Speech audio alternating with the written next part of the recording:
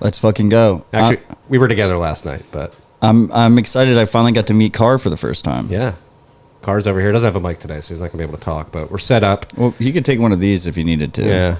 But he's doing his job right now. We're in an undisclosed location, freaks. We're together. They don't even know that we're together because we have split cameras. Do we have to meet in the middle and hug on one side of the table? Let's just leave them guessing. Like maybe it's just like a magic trick. Okay. All right. This is Rabbit Hole Recap Rip 176. We're counting the Rabbit Hole recaps now. We've got a crew here. 176 weeks in a row. Yes. As you can see, we have our good friend Yassine in the background. He's working diligently. Kathy's working hard. He's been working the whole time. Don't worry. We've got other Bitcoiners here, some of which don't want to be... He immediately regrets sitting there. Can I say something? I believe I've peaked being in a cameo on a Rabbit Hole recap. This is what life's about. I can die peacefully now, so thank you for that. Okay. Well, cheers to that. We got to have you on the interview series again soon. We got to catch up. He was right in the beginning. Yeah. I was. That's a cornerstone episode of this podcast. People go back. That actually, who did that orange pill? Orange pill, one of my family members. They're like, I listened to that episode. I think it might have been my mom. She's like, I really like that Yassine fellow. Matt, what did you think of the Nashville Bitcoiner meetup last night? Sorry, I have to hold my mic and I put it down so I could get the bottle pop. It was fucking awesome. We had such a good crowd. I think it's really special because it brings like a new coiner crowd and then also like an experienced weathered Bitcoin crowd, and it's intermixed together, which is like very rare for meetups, I feel. Yeah, it was. Shout out to the people in this room who organized the meetup. It is high quality, very high energy. I was happy to have been asked to participate for you freaks who weren't there and don't know what went on. Very heavy mining talk. It was completely mining focused. Yeah. So that's also something that's unique with the Nashville Bitcoin meetup is that every month, it's a monthly Bitcoin meetup. Every month it's a different topic. So this month was mining, and it was really cool how it was, there was home mining for no KYC mining, and then there's also, the largest mining pool in the world was there as well. You have remote miners, you have on-grid miners, all mixed together. Really fucking awesome. Yeah, the content curation for last night was on point. It's public. It was there, so we can talk about it. Econo Alchemist and Diverter. First time I ever met them in person. Yeah, they put on some incredible... Met Eco's entire family. Yeah. Who was the gentleman who did the, his... Dr. FOMO? Dr. FOMO. That was a great presentation. If we can get that presentation online, I think it will be important for freaks to see, particularly if you're doing home mining. He had some experiences with burning up his electric panel. And Eco went up to him and he burned up the cables all the way to the power pole. Yeah. It's not easy, but like Diverter was saying last night, the resources to mine at home, the resources to learn how to mine from home are greater and more abundant than they ever have been in Bitcoin's history. So there's plenty of resources out there.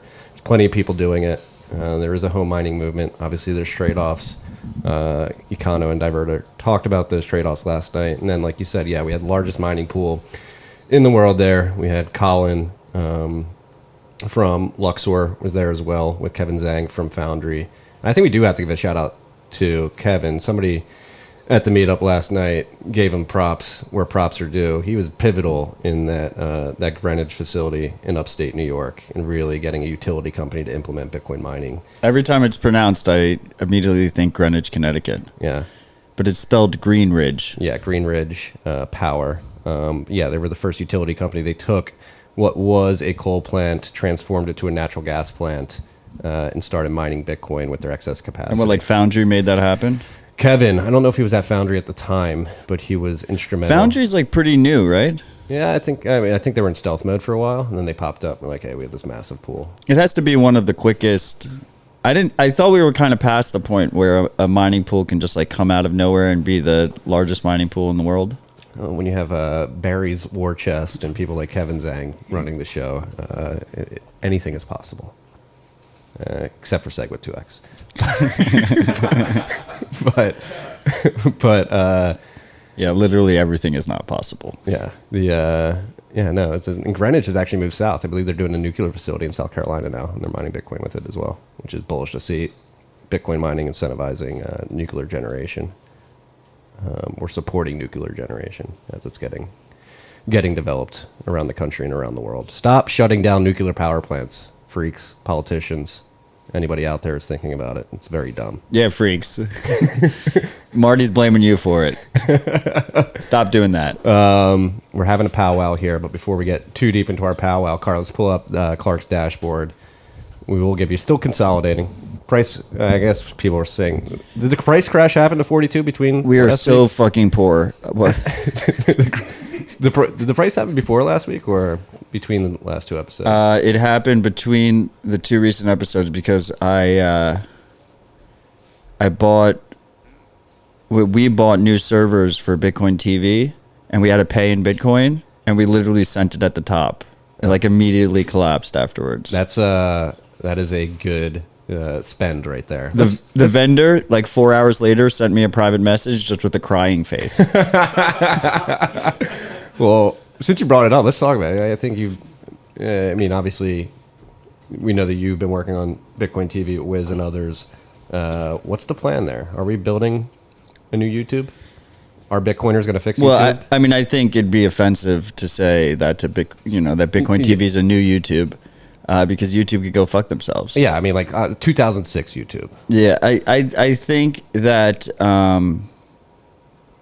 as someone who goes on air with you once a week for the last 176 weeks, when we talk about Bitcoin, when we talk about low time preference, when we talk about trying to build something for the future with a long time horizon, you can't do that building on quicksand, and building on YouTube is quicksand. We are literally months overdue from getting banned on YouTube. I don't know how we have not gotten banned from YouTube yet. I expect most Bitcoiners to get banned from YouTube eventually.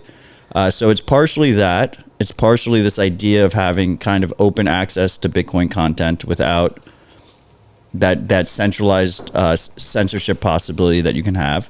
But to be completely fair, right now, the way Bitcoin TV is being built out, there is some censorship possibility. It's me, Wiz, and BitKite are deciding which content's on there. We don't even have open ability to load it, but it's all built on PeerTube. You can host your own PeerTube instance. The dream is that anyone can run like a Bitcoin TV instance on their own node at home, and we can all peer up together. It's not cumbersome. It is. There's a lot of data. That's why we spend so much money on servers. It gets very expensive, but you can choose which content you want to have on it, and any content that's shared will be able to be uploaded to your right. PeerTube instance. Then the second thing is, when someone goes to Rabbit Hole Recap on YouTube, as soon as they finish Rabbit Hole Recap, they're suggested a million horrible shitcoin content to go to next, right? And we don't have that content on Bitcoin TV. And then the third reason is podcasting 2.0, absolutely empowering. It is super fucking cool that we just see sats come from the listeners directly into our Lightning node. Nodes. We've got the split going now. So we split it up. What was it, 3 or 4 weeks ago? Me and you have a split. Car gets a split, and DJ, our developer, gets a split too.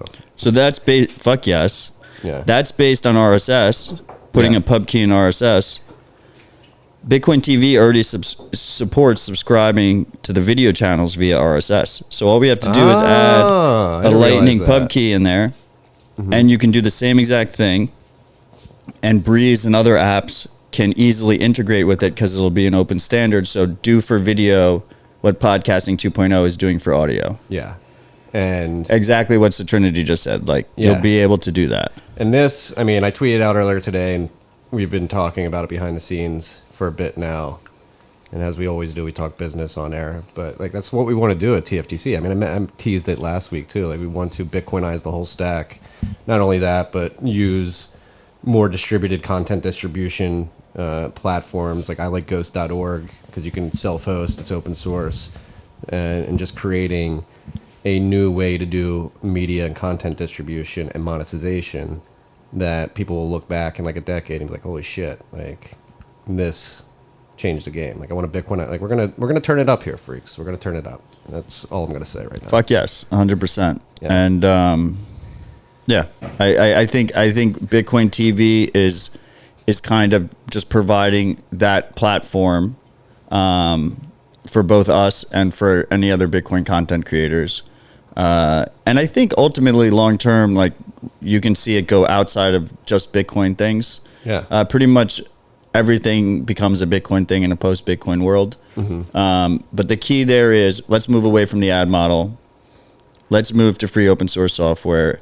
Let's move to the audience funded model. And that goes for not only the content, it also goes for Bitcoin TV itself. I mean, Google makes money on YouTube through ad sales when they put those algorithmic ads in.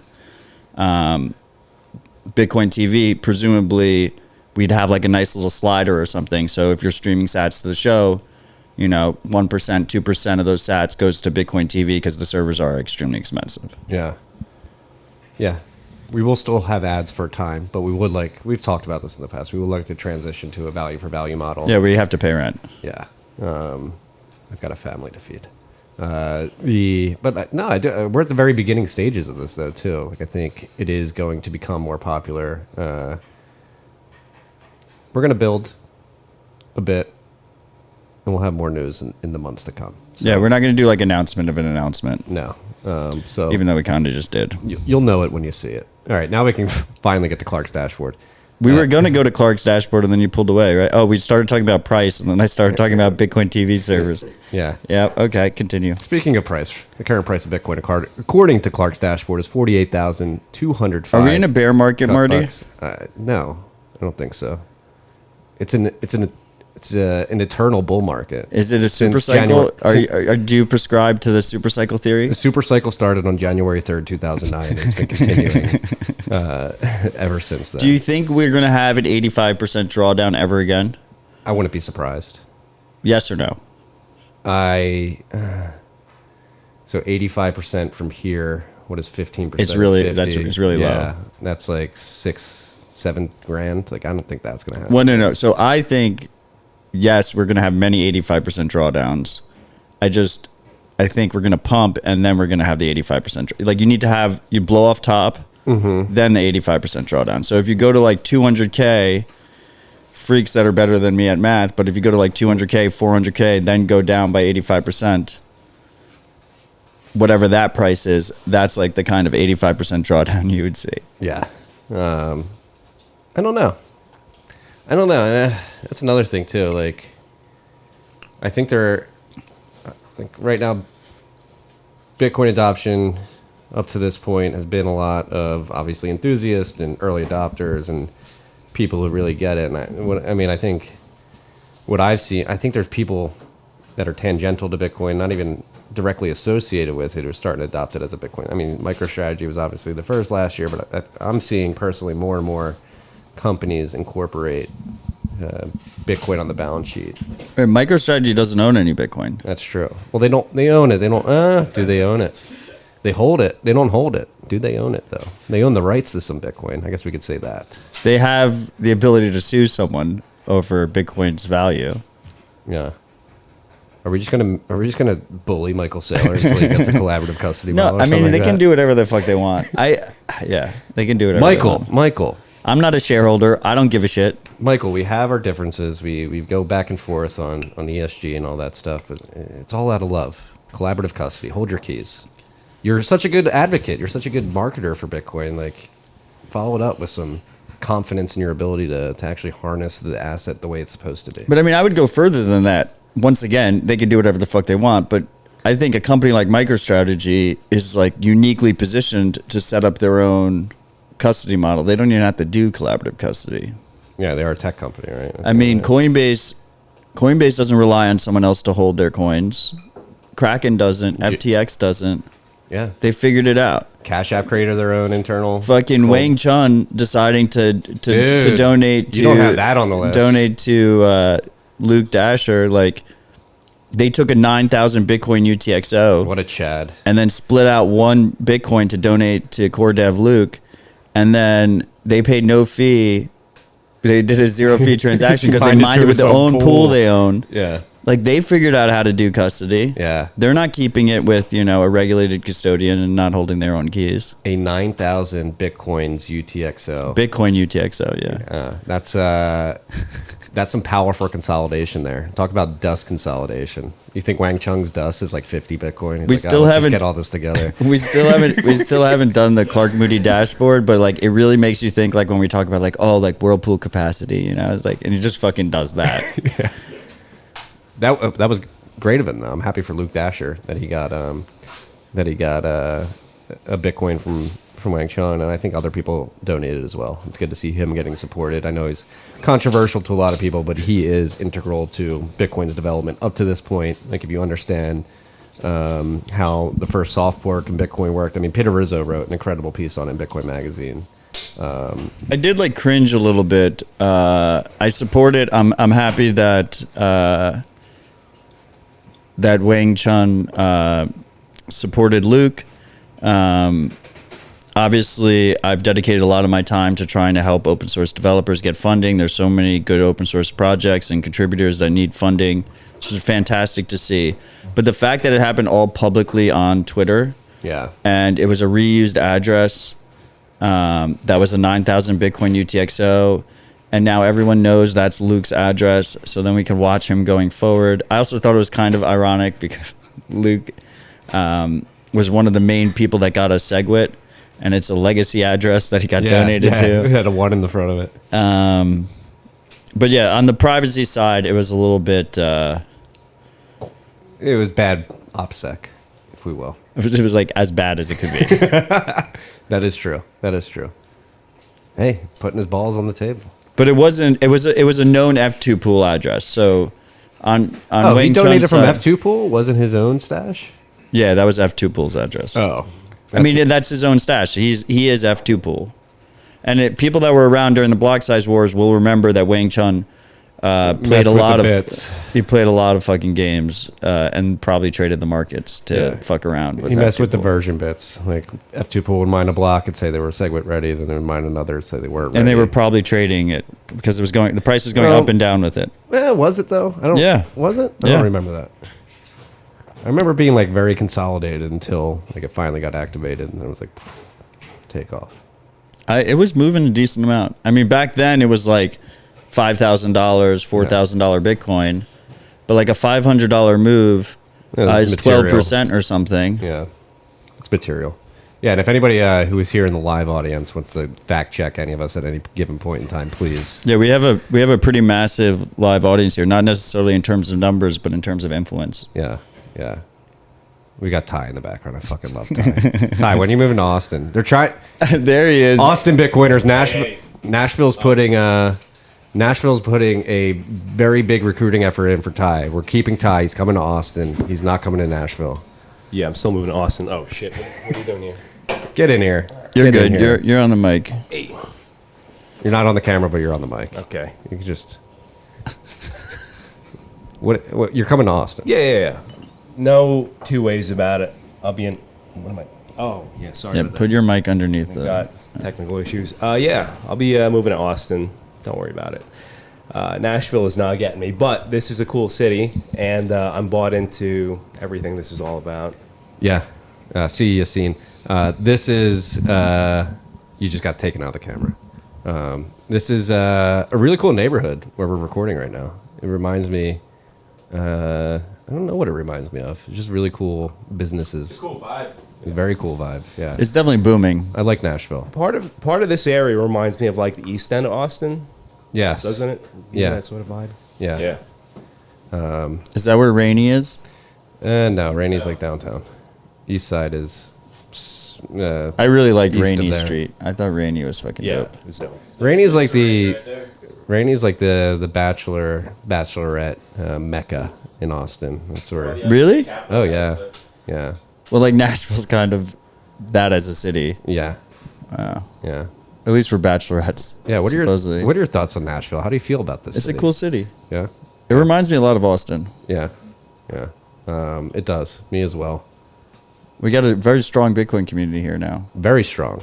That's what I'm saying, like Austin crew, like they're putting in a big recruiting effort up here in Nashville. We need to watch our six. It's not a We need competition. to watch our six in Austin. It's a very like subtle shill though. It's not as overt as like you guys in Austin are relentless, absolutely relentless.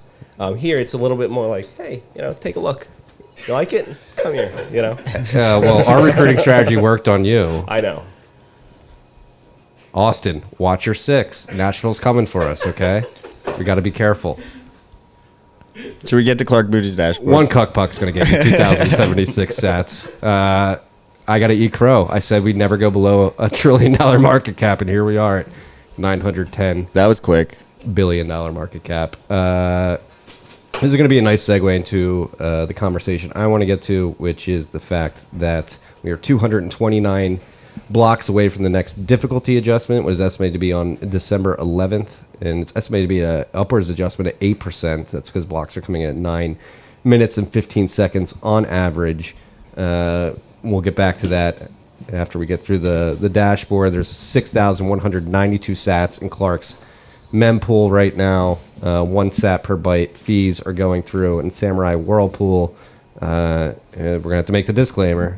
1031's investor in Samurai is Whirlpool unspent capacity is 4,324.88 bitcoins, or 200. Dude, okay, wait. We have Ty here.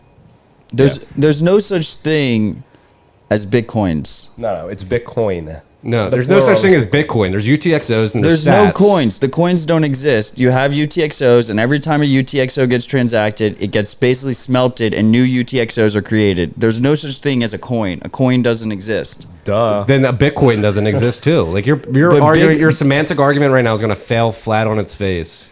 Because if I'm wrong, you're wrong too in this case. No, because Bitcoin, the network, right? Yes. And then you have Bitcoin, the currency. Yes. But there's no coins. You have the U.S. dollar reserve system, the network, and then you have U.S. dollar. But there are literally dollars. Like, I have dollars in my pocket right now. Like, there are dollar fucking bills, But there's no Bitcoins. Matt is like short. Matt is short right Bitcoin. Matt is short Bitcoin, as evidenced by that cash on the table. He's not all in. He's not Get all on in. zero, you piece of shit. Cash App is... I have Cash App. Cash is great for privacy. It is. I mean, I have my wallet somewhere here. I've got cash too. Austin, Texas. Everything's bigger in Texas. They give you $100 bills at the ATM. That doesn't happen in New York. I don't know if that was... Odell carries shit coins. It's Bitcoins, freaks. The point... It makes no sense, though. There's no coins. I'm glad Ty agrees with me. I agree. We're not going to spend too much time debating this. I'm right. You started it. The in-persons RHR hit different. They do. I miss this. Yeah. Why didn't you move to Austin? Why aren't you moving to Austin? Matt, ask them, is it a competition, though, that we were debating? Is it a competition between Nashville and Austin? I don't think so. Yassine's asking if it's a competition between Nashville and Austin. It's not. It's not a competition. There is no competition. It's a sister city. Marty doesn't look convinced. Yeah. You got something to say? Marty, it's not a competition. No, we need, I agree. We need parallel citadels, monasteries, if you Who are will. we going to trade with? Yeah. Who are we going to trade with? That's what Cara is asking. Yeah, we'll give you... We got cows. They have cows, too. It's a very, there's not much to trade between Yo, Tennessee Cara, and grab Texas. this other mic over here. They have, here, I'll get... But Tennessee has cows up north. Big gun states as well. What are we going to trade? I love this. This is just like a party episode. This is fucking great. We've never had an episode like this before. No. Yeah, We're talking about what do you guys missing- have? I intend to visit you and Cara and all the other Bitcoiners in Austin all the time. Well, we have Edit. Bitcoin developers. We can trade you some Bitcoin developers. No, the developers stay in Austin. You guys can build the culture up here. The developers are staying in Austin. Okay. Maybe we'll make one-off trades every once in a while, but we need the intellectual capital. I mean, you want them in Texas too. Like, yes, Tennessee is a very free state, but It's not a competition, Marty. I Why don't think it so is. threatened? Yeah, I'm not threatened. Am I threatened? Am I projecting right now? You're blushing. Now I got to do. He is blushing a little bit, but it's I'm the hot. whiskey. It's the red. It's the whiskey, and I'm wearing this LL Bean. Marty Shout out, LL Bean, always if you want gets the whiskey cheeks. LL Bean, if you want to sponsor the pod, I love your merch. But you have to accept Bitcoin first and hold it on your balance We sheet. could probably make that happen. The point I wanted to make, back to Clark's dashboard, again, we're 229 blocks away from the next difficulty adjustment, estimated to be 8% upward adjustment. Car, if you can go to like the TFTC, I read about this week. We're about to hit hash rate all-time highs, I think, before the end of 2022. That's pretty bullish. And difficulty Mi potentially. familia. Yeah. Yeah, right. Miners are print. So keep going down.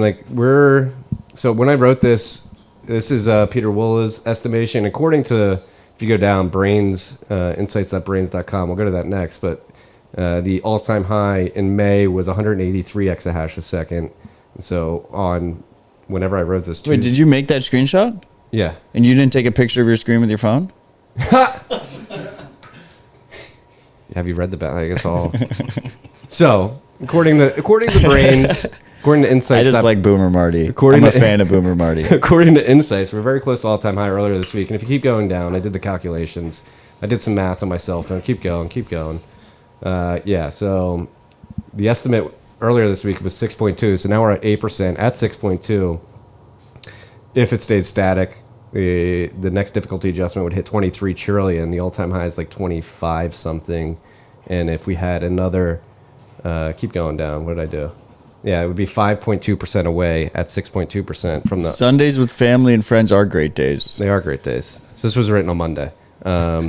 The point I'm trying to make. So we're gonna have an 8% difficulty adjustment upwards, which is gonna get it. So we'll be less than 5.2% away from the difficulty all-time high. So when do we hit it? I think before the new year, it should be bullish. I think. Do we hit a new all-time price in No. U.S. dollar high? Yeah, let's see what Before the new year? I mean, Brains is. So you got you. Oh yeah, you freaks can see this. I think we definitely hit a difficulty Oh, all-time no, high. it's not hash rate all-time high yet. I mean, isn't that just isn't difficulty essentially 1-to-1 with hash rate? I mean, it trails it, but it's not 1-to-1 because of the 2 weeks. Like, I mean, like on a long enough, like if you spread it out, if you smooth it out. I mean, right? they're obviously tied together, but If you do like a 2-week moving average of hash rate, it should be 1-to-1 with difficulty. I don't want to do that math. I think actually Yassine could answer that. There's question no better than I math. can. It's directly proportional. Yeah. It's Yes. it's like it is a 1-to-1 correlation. Yes. Okay. There we go. Thank you, Yassine. I am This done. is awesome. Marty We can't should do have math. you. We should have you seen on every episode. I'll be the Jamie. I'll do fact checking. Car, go back to like hover over the all-time high difficulty. I believe it was 25 trillion. Like in May, like where the light blue bar. Yeah, there. Yeah, 25 trillion 46 billion. And so that's basically the amount of hashes you have to produce on average. Or actually, I'm not even going to try to describe that right now. But the point is, we're getting close to difficulty and hash rate all-time highs before the end of the year. What were we saying in May, June, July as hash rate? I think I said Q2 2022 it would recover. We were way off. I mean, Yeah. we thought it was going to take a lot longer. Yeah. I also thought China was attacking us. Yeah, you did. No, I think it's like I'm astonished. Like I thought, you know who called it out? Gotta give props where props are due. A lot of people like you're crazy. It's not going to happen. Fryer Fryer Haas was on Twitter like it's going to happen by the end of the year, and he seems to be right. You're just going to stare at me. I mean, okay. What do you mean? Okay. What do you think about it hitting hash rate all time highs after the China forced?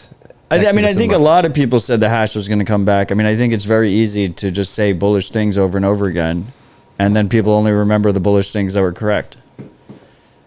Well, Which is like what the main critique of 200K by conference day started as, and then I started to believe it. Well, but that's different. the main critique that I'm trying to bring up is that we were wrong. We thought it was going to take a year. Oh yeah, we were 100% wrong. But I think it's important for people to realize, it's important for people to think in a contrarian way, or think in an adversarial way, and not assume that, the most bullish scenario is the scenario that will happen. But it did turn out to be the most bullish scenario to happen. And I will agree that one of the single most bullish things that have happened over the last 8 years that I've been in Bitcoin is China banning mining, a lot of that mining leaving China, Bitcoin still, taking out blocks every 10 minutes. And coming back up on It wasn't the hash every 10 minutes. It was like longer. on than that. average or whatever. And then that is it's extremely bullish, and it's super not priced in because most of the people in this industry still think proof of work is the problem that needs to be solved. So they're just on a whole different level. They're just, focused on proof of stake. They're not even paying attention to what's happening in the mining world. And that, I've been tweeting about this a lot, somewhat critically and more overtly earlier. I think it is poetically incredible, poetically beautiful that all the shitcoiners POW is bad for the environment. You don't want Bitcoin because it has all this energy usage, and they're literally throwing out the opportunity to chase what is going to be one of the largest energy revolutions that we've ever experienced as humanity, as Bitcoin, via the proof of work mechanism and the incentives of the mining industry, being able to monetize stranded and wasted energy sources. They're completely neglecting that. I don't even think they're neglecting it. I don't think they understand it. Trying to go the other way of proof of stake as energy efficient and environmentally friendly, and they're going to miss out on the ability to actually take part of the energy revolution that proof of work provides. I love you, Vake. Fake. Stop buying NFTs. You got to stack more sats, bro. No, what are you doing, man? How do we feel about NFTs on Bitcoin? I think they're fine. If Rare Pepes pump, I'm a happy guy because I was gifted Rare Pepes a few years ago on the podcast. Do you still have those keys? They're on an open dime. Car's shaking his head. Where can we buy open dime? Open dime merch. Ooh, speaking of which, I came to the Nashville Bitcoin meetup, and all I got was this fucking open dime. Is it loaded? No. Ooh, actually, I'm gonna load it right now. I do owe somebody a wedding gift, so as we're doing this, I'm gonna load up an open dime. Oh, hey, Matt, real quick. Bitcoin magazine? Yeah. That's cool. Oh, the actual print magazine is fucking dope as fuck, right? Dude, it was sick. Oh, I have yours, Ty. Thank you. Yeah, you want to... Oh, wait. Dude, it's so clean. The amount of detail Damn it. that they put into it. Yeah. I was really impressed, man. And it's really there you go. impressed. And it's in Barnes and Noble. Show the back ad. You could, I don't know Let's who did fucking it, man, go. but That's fucking awesome. whoever designed it, There's a whole team over there. They fucking killed it. it's They flawless, absolutely bro. fucking killed it. It's you can tell they put a lot of effort There into were it. there were a lot of sleepless nights over Yeah, there. you can definitely tell it's all in the details, man. and a It's, lot of love went into it. And the second typography issue. is just it's beautiful. So the plan is for it to come out quarterly. So there's going to be 4 a year. So the next one should be coming out in a few months. So I'm assuming all the content in it is going to be evergreen content, right? For It's not gonna be- for the most part, in this case, a lot of it was El Salvador focused. It is called the El Salvador issue. It's not for breaking news, Right. right? So evergreen, lower time preference type of content, more long form stuff, but it's all over the place. One of the coolest things here is they have a full meme factory section, Oh, that's cool. which is awesome. Memetics. Labra hodl. Say hodl. Labral hodl. Put my tweet in here. Can we hold this up to the camera? Hold it up like a children's book. yeah, and Matt, whoever is the photographer, whoever's choosing the images, There it is. it's very they're doing a really good job. We as tweet in far as, caps. the spacing. We like the coin. We stack the sats Yeah. in a magazine. All right. While we were talking about Bitcoin Magazine, I loaded an open dime. Fuck yeah. A good friend's gonna get a good wedding present. Rodolfo. And then- When's CoinKite gonna sponsor the pod? We got the block clock here. We got This is open the other dimes section here. I really liked. Look at this. I can't believe I flipped through that. Hey, so you have to be quickly. cognizant of the people listening at home on Spotify No, okay, so and other if podcasting you're 2.0 apps. so if you're listening on Spotify, the magazine has a full meetup section that lists every single Bitcoin meetup in America, every that. single Yeah. city, Yeah. and it has a QR code, so you can scan the QR code and you can just easily access all of those meetups. And it also previously, as I was saying, has a whole meme factory section just focused on memes. I just feel like it's just really well done. It's nice There to you see. go. We got Ty for. Well, yeah, that's because that's because the real organization. What do we have for BitDevs there? We have. Ty's listed under New York City Bitcoiners. We have Will. We have Will. It's such a great job, dude. Whoever, I think it was Annabelle. They said in the chat. Yeah, it's so good, dude. Yeah, whoever did Are it. they gonna do it on Barnes and Noble at every location? Yes, every Barnes Fuck and yeah. Noble in America has Bitcoin magazine. Which gets to an interesting magazine. point. Bitcoin is part of the culture now. Somebody's going to go to the Barnes & Noble checkout. They're going to see that, and they're not going to be like, what the hell is Bitcoin? They're going to be like, oh, here's Bitcoin. And it's like specifically in the front. By the checkout, right? Yeah. Yeah. Very good product placement there, BTC Media, Bitcoin Magazine team. One last thing, Matt. The articles, like it's like high end, like front line, 60 Minutes, like that type of like reporting. Quality. Yeah, Plus. dude. So that's what I think they're just like elevating it. It's crazy good, dude. Hell yeah. Yeah. Let's go. Let's go Bitcoin Magazine. And I'm pretty sure copies of the magazine are being sent out to meetups across the world. So Bitcoin meetups Yes. across the world. Like if you're an organizer of one of those meetups and you're interested in that, Bitcoin Magazine would love to send you some copies. And while we're here- we had them at the Nashville Bitcoin meetup. Yeah. They were just being given out. And while we're here talking about Bitcoin Magazine, we're going to get our weekly Bitcoin 2022 shill in. And why I'm happy this week is because now we have a promo code. It's TFTC. I don't know how much you're going to get off right now. Okay, go on. That's it. Like if you want to The promo code's TFTC. Yeah. And like we get a cut of that promo code. Yes. Disclaimer. Okay, in typical Matt fashion, if you use promo code open source, you'll get a bigger discount and we won't get a cut of it. So you can decide if you want to fund us or if you want to take our cut. Hey, we're big fan of options here. You have at the TFTC. You have options. And yeah, and don't tweet out the open source code. You can tweet out the TFTC code. TFTC may not be live yet. We haven't signed anything, but it's coming. Oh. And we had Joe Rogers in the comments. Joe is a major part of bringing this magazine together. So Joe. cheers to Joe. Keep your moonshine drenched cherries in God. wherever you come from to the Miami conference, or don't bring them to Miami. I don't want any of them. No, bring them. And your bucket of fireballs. Yeah, you can bring that. The cherries are deceptive though. Yeah, Joe Rogers. Yeah. At some Bitcoin events in the past, he's showed up with cherries that have been soaked in moonshine, and they get you pretty fucked up. So, moving along, we're finally getting to the list here. It's been a good rip so far. We're finally getting to the list. Swan, which is the exchange that allows you to DCA into Bitcoin very easily. They added taproot support and an API. And on top of that, we'll focus on the good news first. Yeah. Is someone knocking? Oh, Taproot support is great to see. I mean, obviously that's so you can withdraw to Taproot addresses if your wallet supports that. And the API is pretty cool. I mean, we teased it a little bit last week because Hexa wallet, disclosure, I'm an advisor. Joe wants us to know that he passed out 1,000 plus. How many? 100 plus? 100 plus. 100 plus cherries with no corona, no confirmed corona transmissions, even though you use the same spoon. The Hexa wallet is the first one to integrate Swan's API, but the idea is that you'll be able to stack directly into a bunch of different wallets.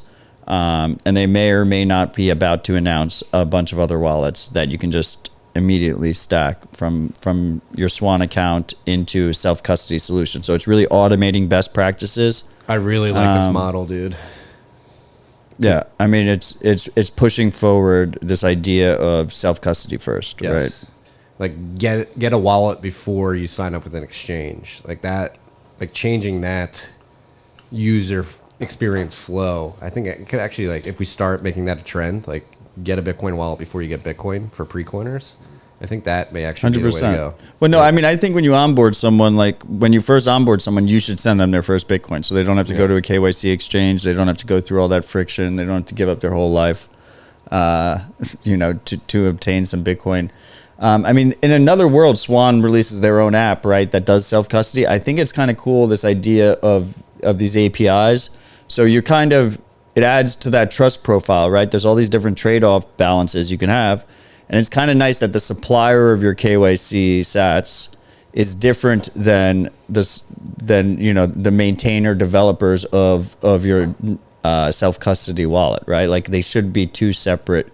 And like we see that with like Casa right now on the opposite side. Like Casa offers a DCA stacking service, but they also provide the wallet, right? It's kind of nice having it split up.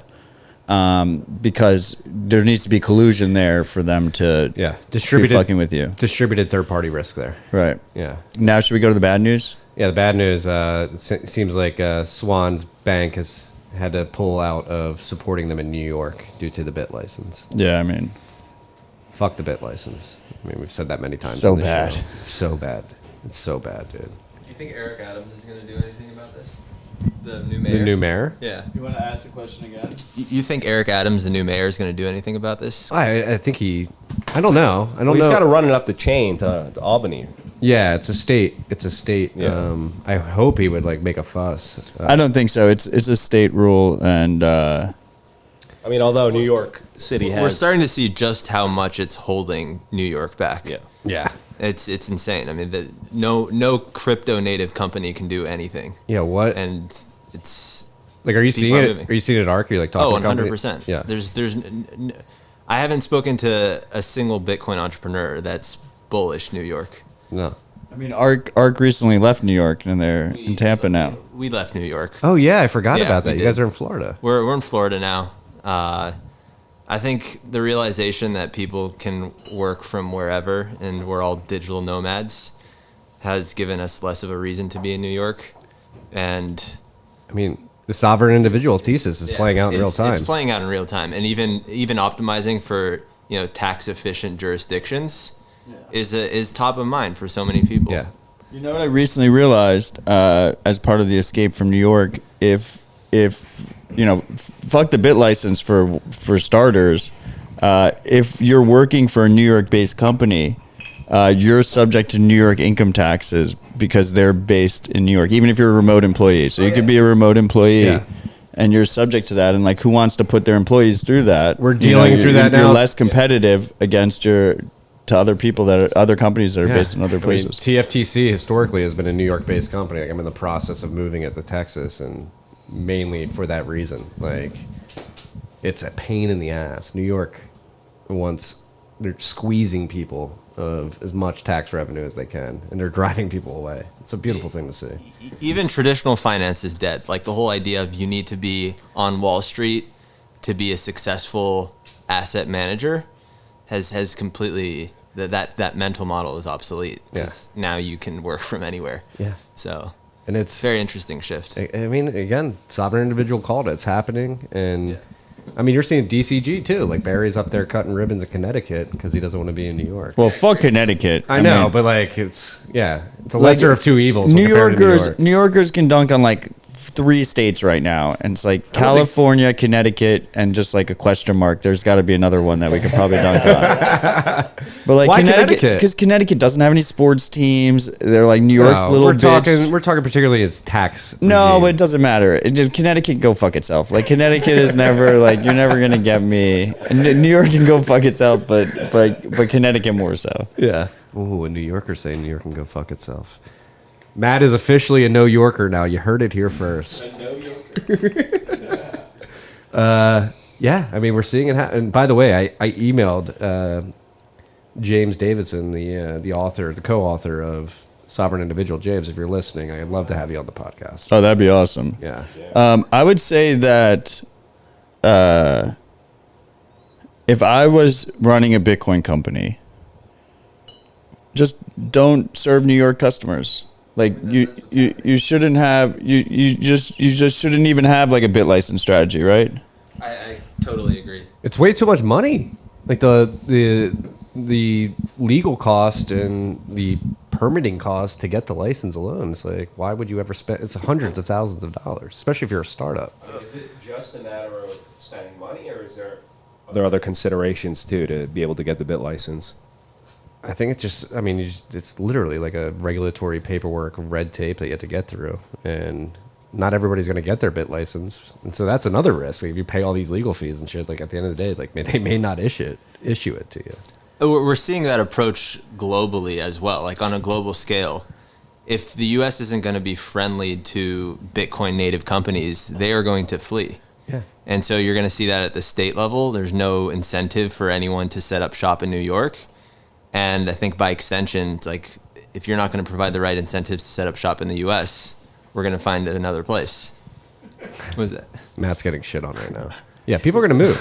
I moved for many reasons, but one of the reasons was like the taxes on the business that was domiciled in New York were egregious. It's like, why the fuck am I paying this? Like, I have a family to feed. I don't want to fucking fill the coffers of Albany and New York City. That's the thing too. You had like the city tax, the state tax, Federal taxes. It's all fucked, dude. And Philly's no different. That's another reason like I didn't move back to Philly. It was like Philly's got crazy city taxes as well. Now we're getting Bring it back up. We're getting Uncle Bring it Marty back angry. up. We're gonna bring it back up. All right. Where are we bringing it back up to? We were talking about Swan. Yeah. So Swan. Is out of New York now, Yeah. and that's fine. It's weird that they're not like telling people really. Yeah, I've only heard this in Telegram chats. Yeah. Maybe give them the benefit of the doubt. They're probably trying to figure out. They're probably scrambling like, oh fuck, how do we support New York? But like that's what it comes down to. Like it should be it's a communication thing, and like honestly, like I've told the strike guys this, I've told River this. I was like, don't even fucking waste your time in New York. And the reason I mentioned those two companies is because they don't support New York yet. And when I talk to them, I'm like, well, you know, as someone who's a New York resident, I can't use your service. And then they always immediately go, we're working on it. You know, like we're trying to make it happen. It's like, no, don't. Like you're wasting your time. And your I'm just money. letting you know that I've never tried your service. Ben Lofsky, I hope you're happy. You fucking disgusting revolving door piece of shit. Like, it's fuck. That He's making man. a lot of money consulting people navigating the bit license, so I'm sure he's pretty happy. Wait, is that NIDIG now? Is he happy though? Is he happy though, Ty? He has to live with the fact that he literally ruined a budding economy and like Bitcoin business potential in New York because of his greed. He has to live with that for the rest of his life. He, like that has to eat away. Like, yes, you can make a shit ton of money. I mean, I like that. at the end of the day, when he's on his deathbed, he's gonna look back and be like, "Ah, fuck, maybe I shouldn't have done Fucked that." up Bitcoin. Yeah. Well, you didn't. Well, that's the thing. You didn't fuck up Bitcoin. You fucked up New York. Yeah. Like New York's New York. suffering right now. Yeah, bit license isn't bad for Bitcoin. It's bad for New York. Yeah. Yeah. You didn't fuck up Bitcoin at all. You fucked up New York. New York's beyond. And to get back to Yassine's original question, like, is new Mayor Adams going to fix bit license? I think he's got lower fruit. Like the kids' vax mandate. I think he's going to come in and be like, all right, we're not going to do that. Like, Oh, no. He's pro-vaccine mandate. Oh, is he? Yeah. Wait, has he come out and That's said why I think it's so funny, like politicians, you know, like people are like, oh, this is like, we finally got a Bitcoin mayor in New York. It's like, you know, the year is 2021. The low bar isn't Bitcoin. The low bar is, you know, not mandating vaccines across the whole fucking city. Right. I knew that was going to happen. Whiskey transfer. I just tried to slide the whiskey to Marty. Actually, yeah. There we go. Yeah, it's fucked. It's all fucked. Yeah, but have you guys heard of New York City coin? It's coming to Austin Wait, too. so you know how the city coins work, right? Dude, we've been getting a lot. Car got. How would I describe this car? Like you got a Should we say that? veiled threat. Is that what it was? Uh-oh. The Stacks people are not happy with us. That was like a better slide, but it's also like really Not far far enough, away. yeah. Yeah. The Stacks people are not happy with TFTC right now. I mean, why? I think we explained to the freaks exactly how Stacks works, and then they can go and make their own judgment call. Yeah. What'd you think about Maniv's thread this week? I did not read it. What was Bitcoin maximalists are holding back Bitcoin. Ty, you have some thoughts here. No, I mean, that's, look, certain people, I don't want to name names, but I think you know who we're talking about, are like trying to push this narrative of like, you know, Bitcoin maximalism and like big, you know, like hardcore Bitcoiners are now like holding Bitcoin back and like toxic to newbies. I'm not sure where it's coming from, but it seems like a coordinated effort. It's not coordinated. It's not coordinated, but it's like an easy, low-hanging fruit to be No, like, let's just pile on this. Like, the shitcoiners have been like Bitcoin maximalism was a term created as an epithet. It's a negative By term. Vitalik.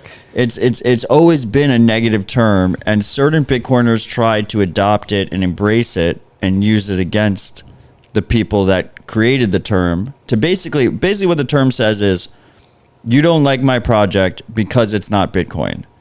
And that's not the case. I don't like your project because it's unethical and it's poorly, designed. Yeah, like that's the it's issue. literal. Like, I don't think it will work, not because it's not Bitcoin. I don't think it'll work because it seems like a literal Ponzi. Like it's dependent on more Bitcoin coming into the Stacks ecosystem, right? As you described it to me. I haven't dove into the white paper. it'd be more like a pyramid scheme. Isn't that what's the difference? Ponzi has a guy named like Central- Albert yeah. Ponzi that is like handling it. Yeah, there is a difference, but it's like minute. It's more like distributed. yeah. Like anyone can participate in it. If they own Stacks, they receive the proceeds of the Bitcoin that are going into basically this like forever ICO. Yeah. So I guess Stacks could sustain itself and just not give out dividends if nobody's putting Bitcoin into the Stacks ecosystem. I don't really want to talk about Stacks, Okay. but I do want to have a conversation about Bitcoin maximalism and the term Bitcoin maximalism, I don't like the term. because I've never personally called myself a Bitcoin maximalist. Yeah, my I've been referred to people as like- one many times. So that's what I go with. Like people would refer to me as a Bitcoin maximalist. Right. That's what I say. Yeah. I'm a Bitcoiner. Yeah. I think Bitcoin is going to change the world for the better. I choose to focus on that rather than the millions of distractions that exist us in every aspect of our life, including shitcoins. And it's just interesting. This always happens. This happens like almost every bull market. This is why, like, we were talking about before we hit record, but like, there's so many like bullish signals going on, like newsletter open rates going up, podcast downloads going up, shitcoiners emailing me to come on the podcast. Like these are historically like pre-bull market like leading indicators for the And, like, TFTC crowd. We literally had the Stellar team in front of Congress, dragging Bitcoin through the mud, saying it was bad for the Environmentally environment, and that proof of work is bad for the environment, and that Stellar is the solution there. That proof of stake is this. Stellar's not even really proof of stake, is it? It's got like a weird validator model. Just like permissioned validators. Anyway, Yeah. but the point is like that is toxic. What is toxic is taking your pre-mine and like dumping it on retail. Are there Bitcoiners that are, that will just personally attack people? Yeah, and sure. But I think if you take a certain Bitcoiner and say that, and then just say that all Bitcoiners are like that, then you're the toxic one. Yeah. Like you're part of that issue. It's low effort, and you've done a good job of calling this out in the past, like the low effort, like clout chasers, quote unquote Bitcoin maximalists on Twitter, just like doing it to get aroused and get attention, versus like just stay true. Like we have the moral and logical high ground. Like you don't need. I'll say something from an art take. So I think that this is like a really interesting question, especially as like someone who is so philosophically and ideologically aligned with Bitcoin, and as like a sort of investor asset manager, I think there's no current or future use case for me that is as exciting as an uninflatable, uncensorable sovereign money. With that being said, it's so interesting to see some of the like interest beyond Bitcoin that at least we're getting on a daily basis.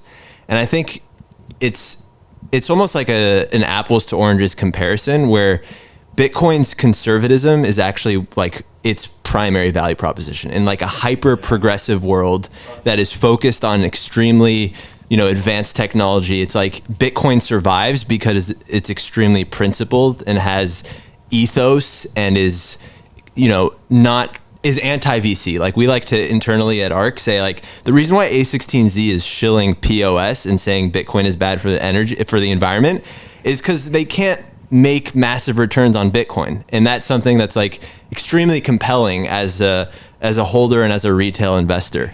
And so it's like, it's a non-starter that Bitcoin is competing in a league of its own. I follow a lot of what you're talking about, Marty. It's won the energy game, and a lot of people don't realize that.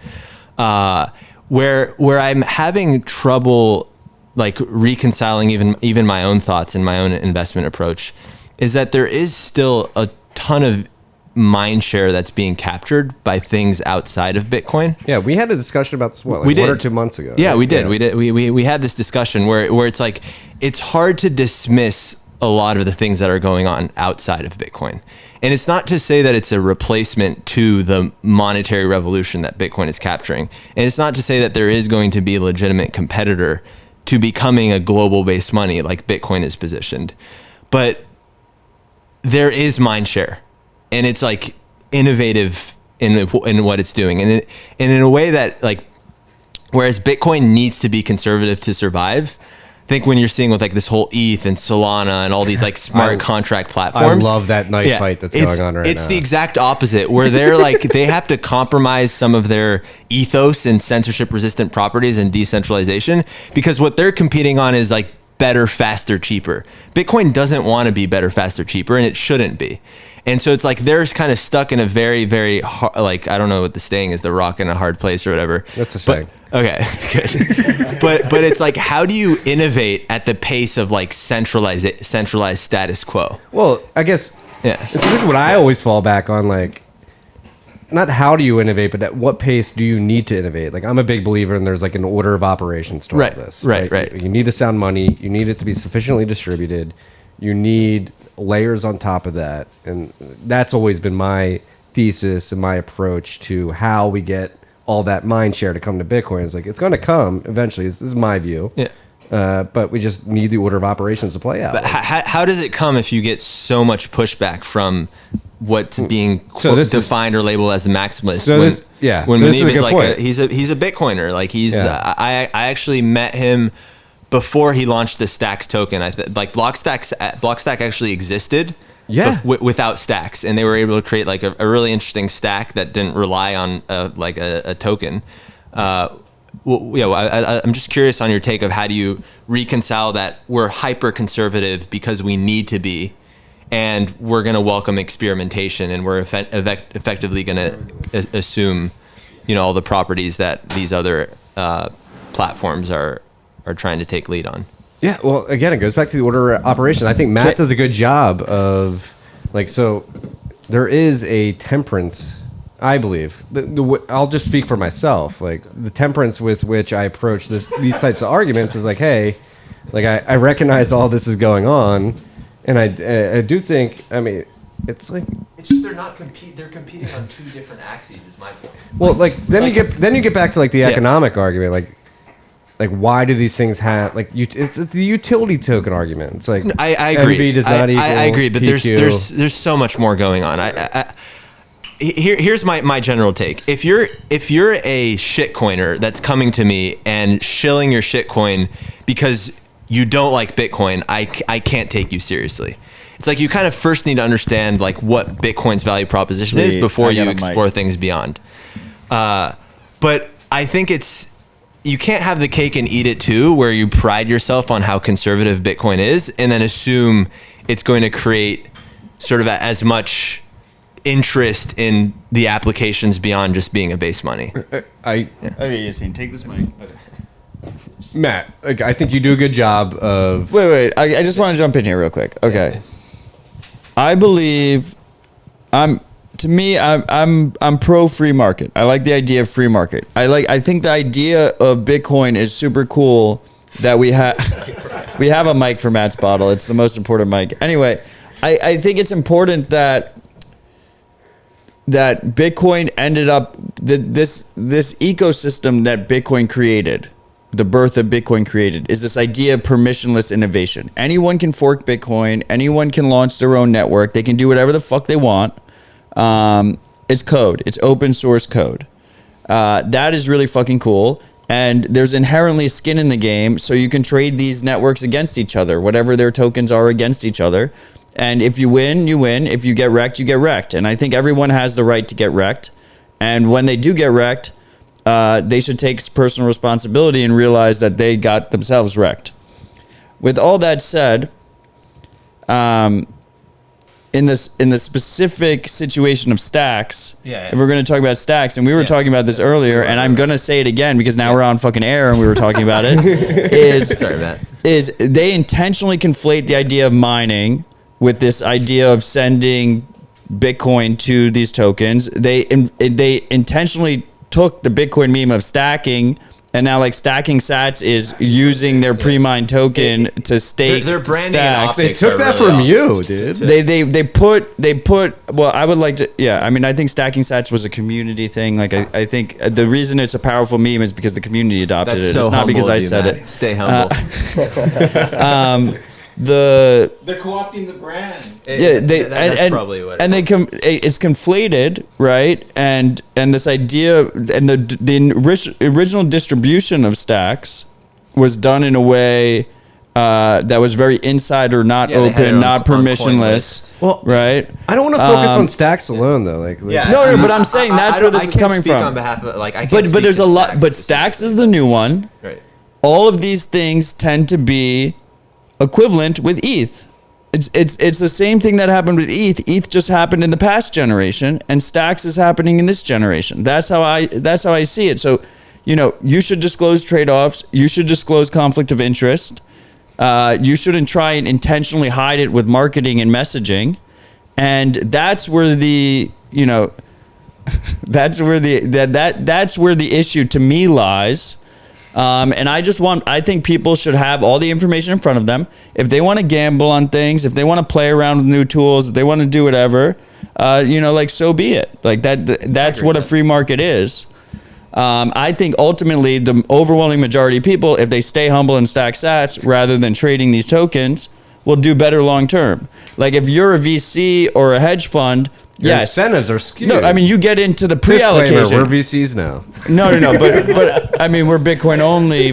We're Bitcoin only you venture also fund have in an Bitcoin companies. By being Bitcoin only, you also have an incentive to just talk Bitcoin.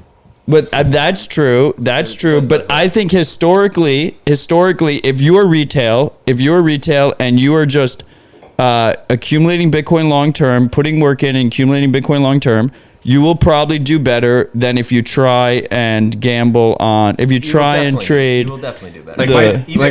Mentally, you'll also feel a lot. But my more. point is, the reason I say probably is because there is a theoretical situation where you sell the top. You like actually trade successfully, right? 99% of people will not trade successfully, but there's a scenario where, you trade the top and it's fucking fantastic for you. And there are people that successfully do that. Like they do exist, but the overwhelming majority don't. So, that's, and we only have so much time. We only have so much time in this world. So like, where does the focus lie? And most people don't have enough Bitcoin. This should stop going Everyone away. does not. Even Michael Saylor doesn't have enough Bitcoin. I think Nobody he has has enough plenty of Bitcoin. He owns no Bitcoin. The focus should be trying to accumulate as many sats as possible. That is, high signal to me, and that's, where my I focus agree. is. So like a perfect example of this, I went to my cousin's wedding 2 months ago, and my second cousin, who was telling me why I should buy Shiba, is probably not going to sell the top of Shiba. He's probably not going to make it. No, he's probably not going to make it. Like, And then he gets burnt out afterwards. He's like, it's all a scam, and then he like fucking walks away. exactly. Definitely, there's massive opportunity cost, and if you just stuck to just Bitcoin, it is a prudent strategy. I still think that's independent from the fact that things are still happening outside of Bitcoin, that Bitcoin might not.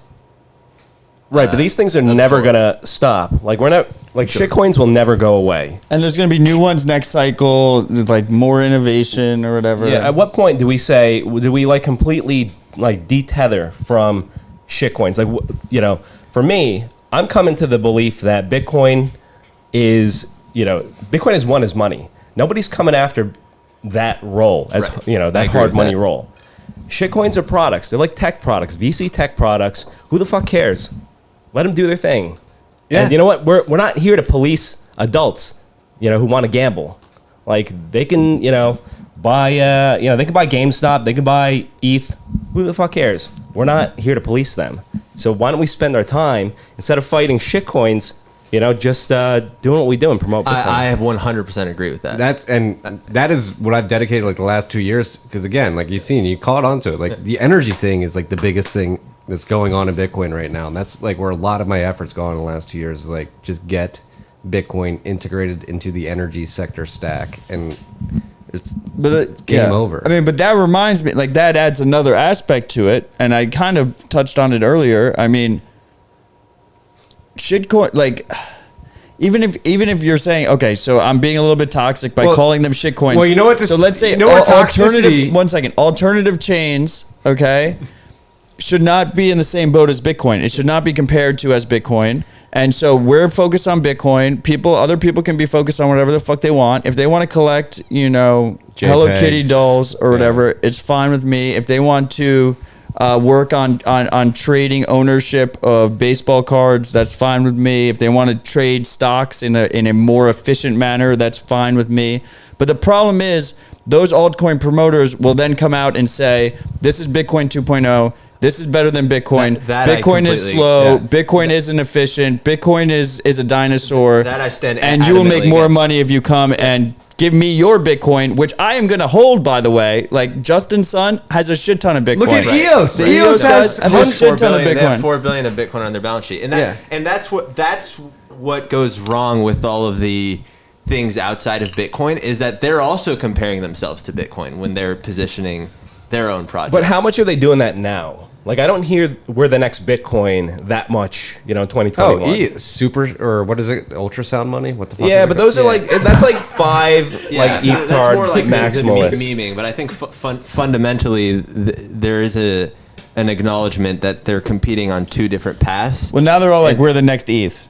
Yeah. Right, exactly. That's why I love the Solana ETH fight. Like, it's so interesting. But I mean that what we see now is mostly it's the next ETH. But I will say that the stacks concept is an interesting evolution of that strategy, where instead of saying we're the next Bitcoin, we're built on top of Bitcoin, and our consensus mechanism is better than proof of work, or our Yeah, see, and keep the mic, dude. We're fucking vibing right now. This is. I mean, I love that we're having this conversation. Yeah, no, I think it's important. It's important because because we had this conversation a month ago. Like, yeah, we did. There's just a lot of mind share. I don't take anyone who doesn't understand Bitcoin seriously if they're talking another crypto book. Like, and that's the fundamental. If you understand the energy play that Bitcoin is in, if you understand that it is conservative by design, if you understand that it's a monetary and not a software revolution, I'll listen to what you have to say. I think the problem is that the majority of people are looking at this as like Bitcoin is obsolete, Bitcoin is boring. It is a failure of imagination to think that we're not going to have anything beyond just sound money. And I push back heavily against that. And it goes back to just where I am philosophically. Well, that's tech product mindset. Right, well, exactly. It's tech product mindset. Exactly. So that's the point I'm trying. I want to make right now is like this is a monetary revolution over a tech revolution. It certainly is a tech revolution with the combination of variables that Satoshi put together with proof of work, difficulty adjustment, distributed systems, stuff like that. But it is at the end of the day that tech revolution enables a bigger monetary revolution. And for me, coming from an economics background and really digging into Austrian economics, like what really irks me about like the shitcoin world is like the token stuff. Again, the utility token, like everything's going to be priced in Bitcoin. Like why do you need to tokenize everything and have like a free with stacks float? You need the token. Exactly. Well, why do you need that? No, but stacks you need the token. Yeah. No, but like the way stacks works, you need the token. The token needs to exist. My issue with stacks is more the distribution of the original token. You can't do stacks with sats. Is my point. Why? Like, but again, going back to order of While being operation. super critical of stacks, I just want to make clear this point. Like, there are some situations where why do you need the token? Going back to order of operations, though, like, why can't you have a token on a second, third layer eventually like, with where that is stacks- possible? Again, like, I think we're With just stacks, you're literally trying to incentivize hashing into the Bitcoin blockchain, and you need another token besides Bitcoin to incentivize that, Yeah. and that is the stacks token. The problem with that, to me, the biggest problem to that, to me, is that it was private sales to closely held investors, and then ICOs happened. They were got very excited that they had the first regulated ICO, which is to me Hilarious. is I look back with nostalgia to the unregulated ICOs. At least those Remember- were permissionless without KYC. remember these fair are- proof of work launches, like fair proof of work launches, which Like in, Brandon. in 2013 were like, oh, But no, what you shitcoiner. could do is It's you much- could fork stacks. You could fork stacks, same exact tech, free and open source software. Fork stacks instead of the stacks token being held by privately held individuals, having the founder who wants to argue in bad faith on Twitter, holding 8% of all stacks supply and getting 8% of all new Bitcoin that are coming into the stacks ecosystem. You could do that with a snapshot of the Bitcoin UTXO set. If you own however much Bitcoin at that time, you get that much Stacks 2.0 token. And then you can do the same exact thing they're doing. You can do all the expressive smart contracts that they're doing that are Ethereum style. You can do that with a snapshot of the ledger that dictates the global wealth of the world, Exactly. which is Bitcoin. You could do that, but they wouldn't make the money. exactly. That's the point. You're much more eloquent than I am. But you need the token is my point. Exactly. Do you Yeah. need the token? Like, You need the token, but you can use Bitcoin as the snapshot for the token yeah, to do a fairer distribution of the token to begin with. yeah. God, we're getting down the rabbit hole here. This is rabbit hole recap. But I think. No, I think. I mean, obviously we've had Udi going on his rant, like, oh, you're going like, Was Udi on? Oh, you said his name. Udiverse. You said Udi. 3 times. No, it wasn't on, but like, it's, Udi.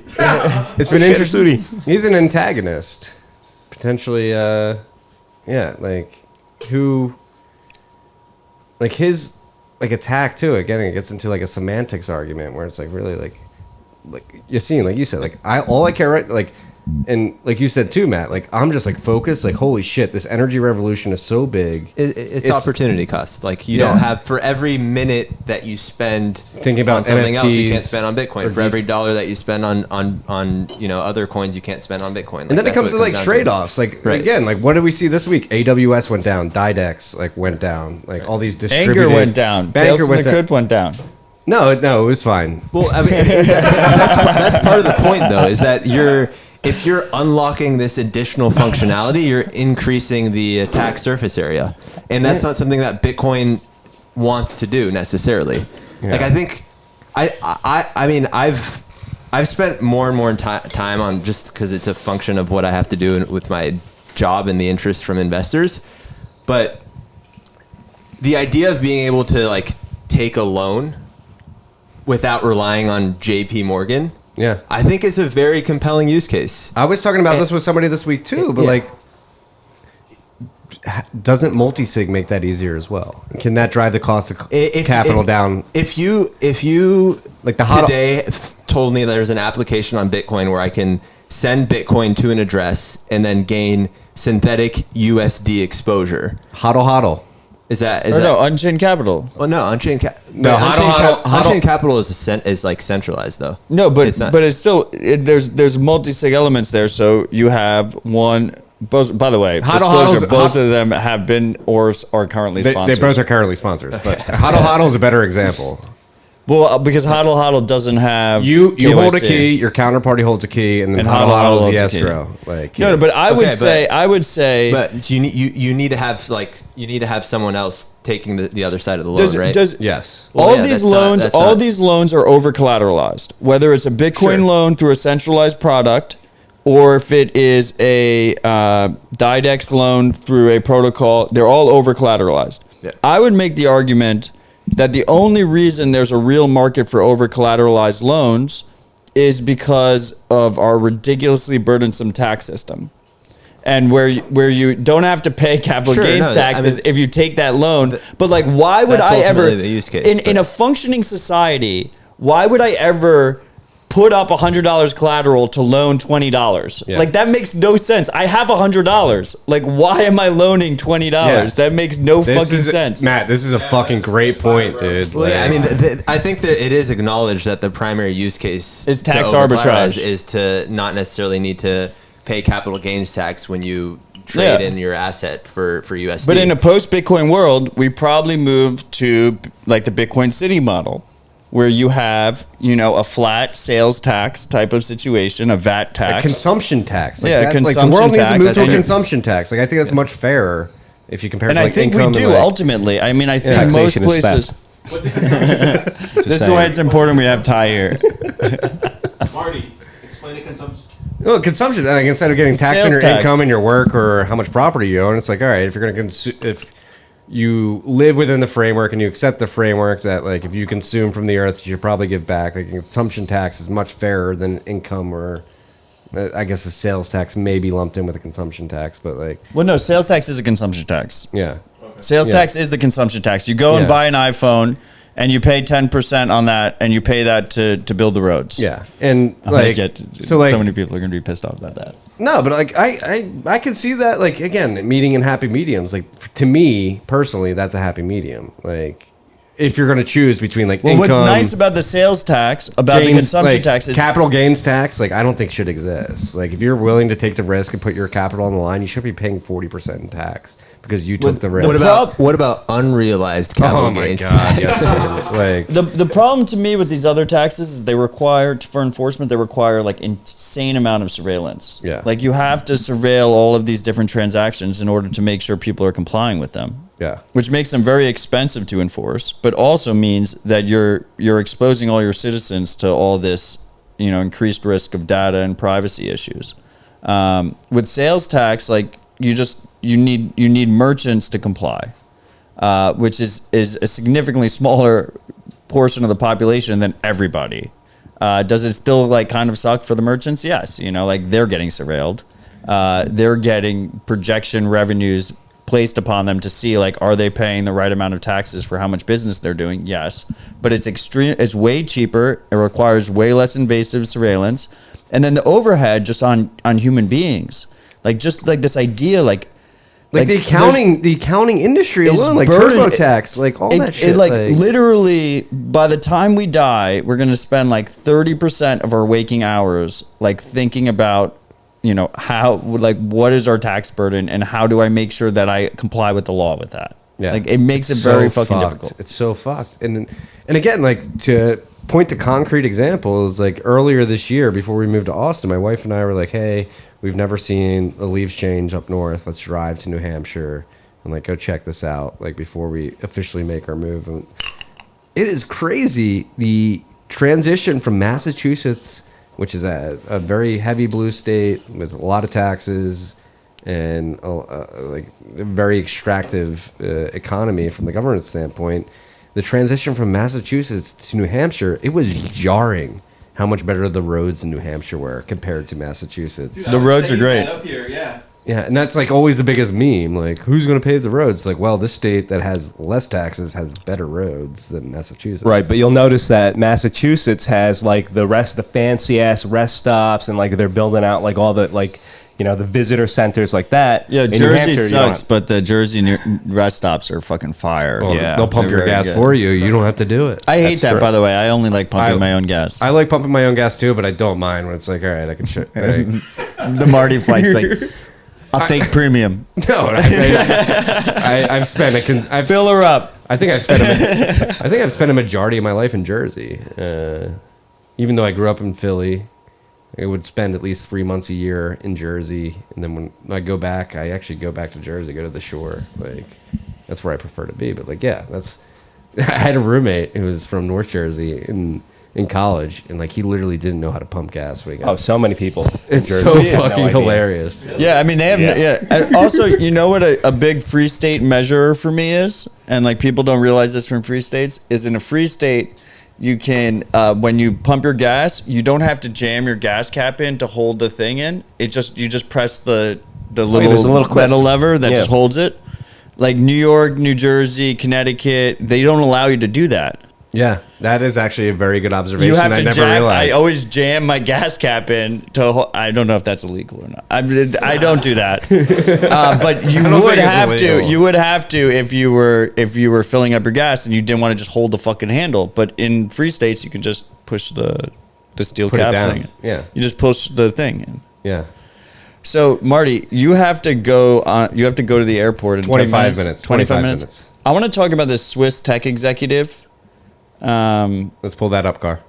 There's a Swiss firm that does all the text messaging and phone registration for Twitter, Google, Alibaba, TikTok. There's more. Keep going down. There's more. Fucking everybody. Instagram, WhatsApp, Facebook, Telegram. Tencent. And he also on the side has a surveillance firm that was uncovered. And like he literally has all of this cell phone information that he uses and then sells it to governments and corporations. And like very Doesn't few matter, people are though. talking about this. Doesn't matter. Yes. Oh, another thing you don't have on the list that we should probably talk about, like Tim Cook, like actively working with the Chinese Communist Party. I didn't know about this. Oh, you didn't? That was like a big news thing this week. Like there's documents that have come out. I don't know if they were leaked or they had to be released. Oh, like with the what iCloud capacity? stuff? Like he entered in a contract with the Chinese Communist. Oh yeah, we know. I mean, we know. We've talked about previously on RHR that they have Carl, control of look that up. iCloud in China.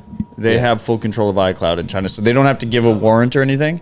Look up Apple China. Wait, no. this week. I mean, this we cannot gloss over this though. no. This is literally like every major e-commerce social media platform is using Meetup AG out of Switzerland to handle all their text messaging stuff. All your two-factor, all your text message notifications, your phone number is already almost always assigned to your real name and your home address and your office address and everything that's associated with you. They have all of that stuff. And then he has all that information and he's selling it as a surveillance company, and all these big companies haven't fucking talked about it. Well, agreed. Ooh, camera down, camera down, camera down. Michael from Oshi app is crushing the camera reallocation. Just put it on. Yeah. That's not right. There's Car. It's nice that Marty is having connection issues right now. Yeah, I mean, frozen. No, but the point I was trying to make with the Apple story, which Car will pull up, is like, yes, that's happening. It's terrible, but doesn't even matter. Like if Apple is just, I mean, yes, you have Apple, Android, other cell phone It does providers. matter, Marty. I mean, it does, like from a principle standpoint, but like again, like is that noise above the signal, which is like Apple's No. just sending this to everybody anyway. Like it doesn't even matter if this Swiss company is collecting it. Like It does. Apple's below that Swiss company, and they're doing it anyway. No, I mean in a lot of ways, the telecom companies, the phone companies, the phone providers, the mobile providers have more information on you than Apple does. I mean, I could go into an Apple store and I can go buy a MacBook with cash, that Chickcoin I have in my pocket, that I admitted to earlier. I can go and buy that, right? They don't know my home address. They don't know my office address. They don't know every location I've been to. Like there's yes, in some situations, like if you get an iPhone through AT&T or something, or Verizon, Sprint, and you know Some they have your SIM situations, cards. that's most situations, bro. It's some like But my point is yeah, my point is that I would not say that Apple doing this is like. Okay, here's my example. You ready? Where's the signal? No, you ready? Where's the signal? No, my point is, I talk about on this show, Apple is spying on you, Google is spying on you. This has been a very constant narrative on this show. Yes. Okay? Consider using Calyx or Graphene. Okay? Okay. Now you go out and you buy a SIM card and you buy it KYC free. Wait, you're seeking privacy. You're trying to seek privacy. Mido AG is using all of these networks. If you used any of these networks, Telegram, Twitter, TikTok, any of these networks, they're fucking tracking you based on your cell phone number, regardless of the operating system you're using. So to me, that's the level above that, right? Like, should Apple be doing fucking surveillance shit? Should they be, working with authoritarian regimes? Obviously not. Should Google be doing that? Obviously not. But like, even if you seek out privacy, if you have a phone number and you use one of these services, this Swiss company is also tracking you. Yes. And is selling that data. Is also. Yeah. Is also. So, like, that's the point I'm trying to make. Like, is this just like a distraction? We're like, hey, focus on the Swiss company taking all this information from Instagram and all these apps and point your ire at them. And meanwhile, everybody's like, like, I'm still using the iPhone. I'm still using like an Android that's not Calyx OS compatible. It's Car, not, pull up that. it's not graphene compatible. Not to Like, downplay this, but like, what kind of information are they getting from like these text messages? I mean, obviously like 2FA and stuff like that, but what else are they deriving from, collecting this information? I mean, the information. I mean, if they can get it in clear text, I don't know if like they just know metadata that people are communicating with each other. But They're literally, MidoAG does like the authentication stuff. So like, they know your username and then they know your phone number. But is Those it are just- probably the two main things, and then they can cross-reference to that with other databases. Yeah. That might have your location, might have your name, address, stuff like that. It's like another thing on top of everything else. But like, think about it. Like, if you have an Apple device, if I had this iPhone, like Apple's going to get that information anyway. It doesn't matter if I'm using Instagram, TikTok. Like, they have the ability to pull that data. So what's this Apple news? What's going on with the Apple news? Tim Cook like made like a personal deal In with, 2016. Like, yeah. Like he signed. Promising that Apple would help develop China's economy and technological capabilities. Well, that's vague. Like, what is this deal, It's though? behind a paywall. An extensive we go. paywalled report. That's a scam. An extensive paywalled report based on interviews and purported internal Apple documents. The information revealed that Tim Cook personally forged a 5-year agreement with the Chinese government during a series of in-person visits to the country in 2016. The need to push for a closer alliance with the Chinese government reportedly came from a number of Apple executives, I'm drunk right now, who were concerned about bad publicity in China and the company's poor relationship with Chinese officials. So the story here is purported, behind a paywall, the information's reporting that Tim Cook did a personal deal or a deal via Apple with the Chinese Communist Party to say, hey, we'll try to build products that live and operate within your specs. They basically strong-arm. They basically strong-arm. Yeah, they say if you want Apple in China, you have to do this and that. Yeah, I mean, that's fucked up. Yeah. And like, again, that's the point I'm trying to get to. Like, this is But- a layer below the Swiss company you're describing. Like, does it even matter? Like, is that just trying to like take As us a off the- non-Apple user, the Swiss company news means more to me. don't call yourself a non-Apple user. What am I using that's Apple?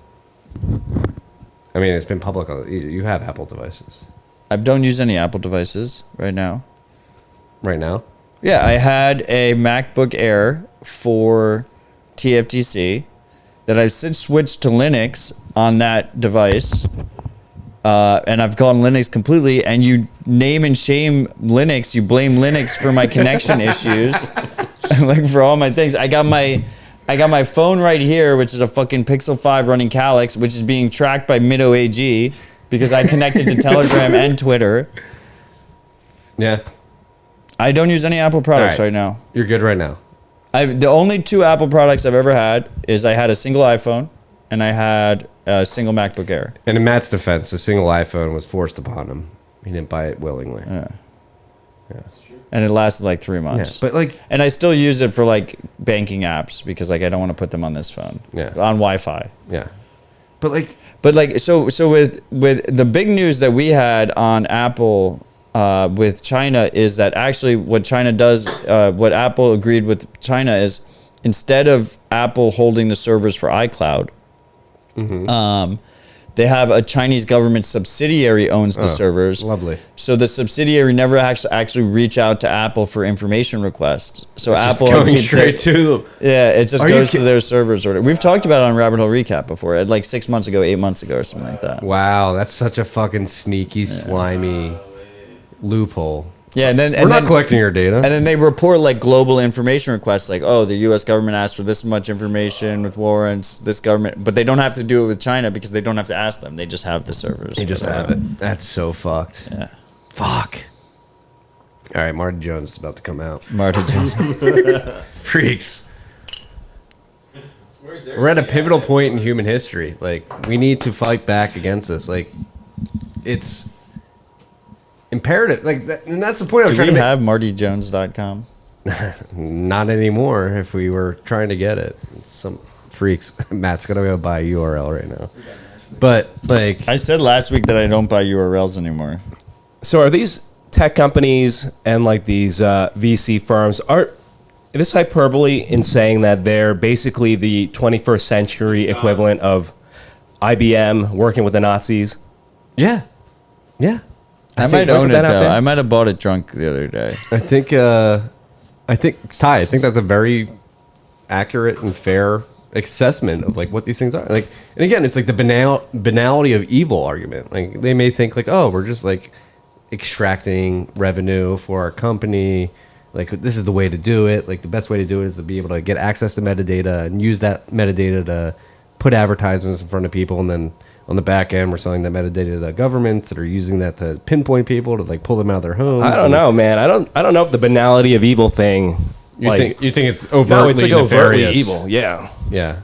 You think it's overtly nefarious. That's like, again, we have this discussion all the time on RHR and TFTC and in person, like, and I keep going back and forth. Is it incompetence? Is it naivety? Or is it nefariousness? Like, I don't know. I think different for different people, different actors. It's a combination of all those. Yeah.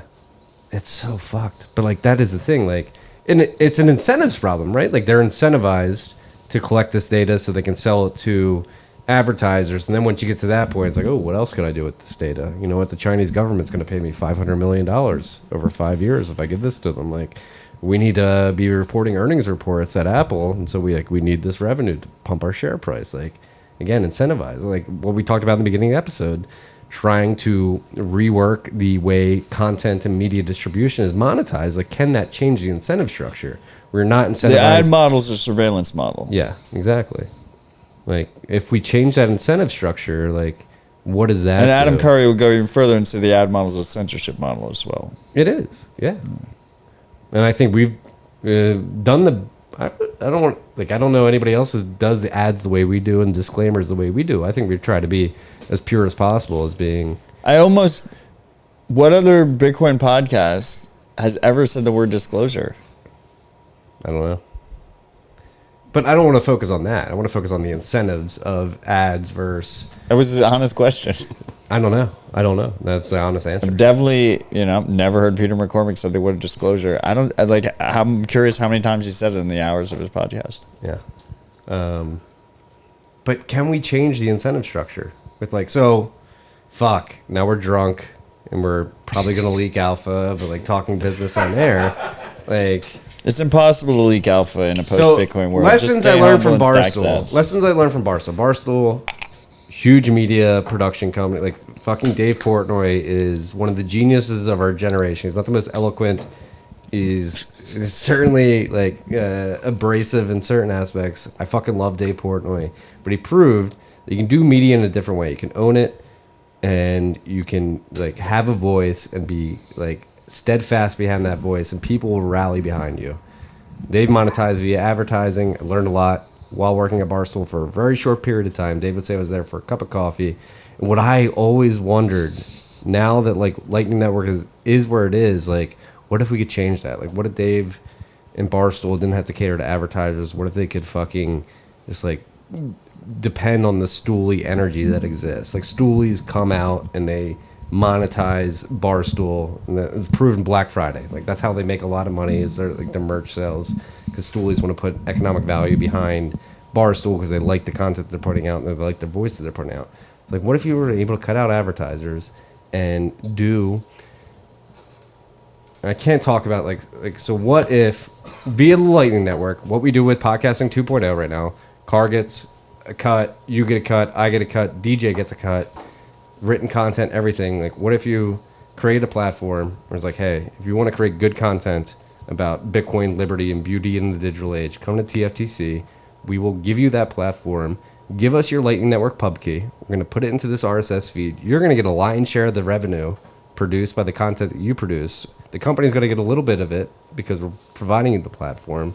Like, how does that change how things get modified? It changes everything. Yeah, like... Yeah, but that solves the incentive problem for media, right? But what about like Apple? Like Apple doesn't operate on an ad model, so how do you solve for that? Like they're just giving away, information, working with the CCP, and they don't have an ad model. What is the information valuable for? Advertisers. Like that is why. So it starts with that's the point I was trying to make. Like they start with hey, we get all this metadata, we know who's going to what website, we know where they are, we know where they're shopping, and so here's that data, the physical shop, you can feed them advertisements as they're passing, here's 20% off to come into Madewell. Right, but for the CCP, the reason for Apple is Apple is not an ad model company. They are a subscription model company. And now if you accept subscriptions, you have to take personally identifiable information through credit cards, whatnot. And Bitcoin fixes that. So if you integrate sats instead, then they don't have to have all of that information on their customers in order to accept the subscription payments in the first place. You can subscribe to iCloud and just be streaming them sats instead of, from a private, having 3 different third parties that are all surveillance companies. Again, going back to order of operations, how did they get to this part where they're all right, we're going to sell our souls to the CCP? It's all right, we're going to start, we need to collect this data to sell these ads. I mean, they'll still, even in that model, they'll still probably sell their souls to the CCP because there's, a billion people there that they want to sell phones to. Right. Yeah, all these which is a goddamn shame. App developers have to appease Apple. Michael can talk about that. Yeah, Michael, hop on. Michael from the Oshi app. How do you have to appease the Apple? We don't. You don't? So our customers are paying with Bitcoin. We have no information on our customers whatsoever. They're paying over Lightning, so we have no identifiable information other than an email address, which could just be a throwaway dummy email. So yeah, other than that, we haven't gotten that much further. No, but it's cash. It's peer-to-peer digital cash. We've gotten away from the whole handing your local business a $20 bill. Now you have to hand them all of your personally identifiable information with the swipe of a card, and we all fell for the cashback stuff, and we don't do a transaction without that. So Bitcoin is a return to a cash-based economy in the digital sphere. It's digital cash, baby. That's right. Cash. It's quite simple, right? Yeah, but still, there is a point where Apple, or not even Apple, the U.S. government go to Apple hey, we don't like that Oshi is enabling this peer-to-peer distributed cash system. Cut them off. Oscar from Fountain, he was telling me about. Yeah, but if you're running an Android phone, you can just sideload the APK. Yeah. But again, no, you don't even need F-Droid. You just go to their website and you just press the download button, and then you press the install, and then you're good to go. Oh, just a web app. Yeah, or it could just be a web browser. That was Embassy's workaround. You do have a web app? Embassy's. What's the website? Oshiapp.com. OSHI. OSHI Satoshi. And there's only single letters in all of those. There's no 2 I's or 2 U's or anything. No. Brains, double I. Interesting. It's an interesting strategy. Moon 2 U's is the worst branding. Mune. I've got 5 minutes here. I had someone pronounce it Mune yesterday. Mune. You use the Mune Wait, one? you want me to... I've got 5 minutes. I got to go to the airport. My wife will murder me if I don't get home today. Okay. How can we solve that incentive? No, we can't. Interesting. Okay, so what do you want to cover the last 5 minutes? Boom. You were about to go into a thought. I want to see that thought through. If you were going to onboard someone, which app would you onboard them on? They don't own Bitcoin. They're Bitcoin curious. Blue Wallet. It's too easy. Moon Wallet, man. Blue Wallet. Moon Wallet. Moon Wallet. I'm drunk. Blue Wallet's too easy, dude. It's too easy. Okay, if you think Blue Wallet's easy, Moon with 2 U's is easier. Okay. I just got into this argument last. Bukele does not. We got a question. Did Matt get an answer for Bukele about El Salvador custody? They hold it with. I am 99% certain. I know exactly which custodian they're holding it with, and it's an American regulated custodian. They're not holding their own keys. Is it Coinbase? It is not Coinbase. All right. Full disclosure, and I've said this to many people over the last years, couple months more particularly. Like, I'm a lazy user. Once I find something that I like. We're aware. I like Blue Wallet. It's easy for me. It's easier for people that I go. But when you load a Blue Wallet, oh no, they don't make you take your seed words, which is good. Yeah, you can export it. So I'm like, hey. No, but you can use it without backing up. I think it's important that you can use the mobile wallet without backing. Yes. I would say Blue Wallet is good. We gotta go. Yeah. Okay. No, keep going. Finish your Like thought. Blue Wallet's a decent option for the onboarding. Yes. If they want to accept Lightning, though, it's custodial. Yes, but like again, like ease people in. But with Moon,